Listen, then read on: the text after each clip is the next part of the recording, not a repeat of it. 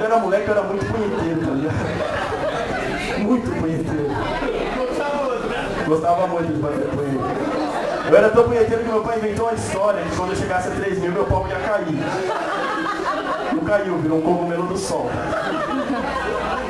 Eu era tão punheteiro que uma vez chegou uma conta lá em casa de telesexo, tá ligado? Aqueles fones que você liga.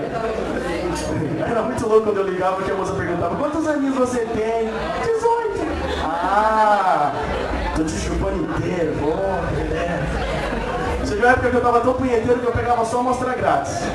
Na hora que começava a passar uma mensagenzinha, eu falava: ó, que beleza.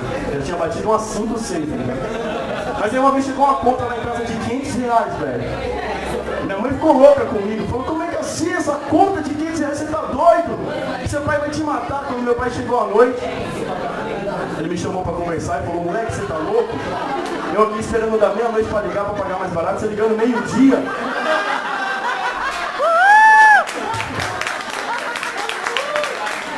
Quer me fuder?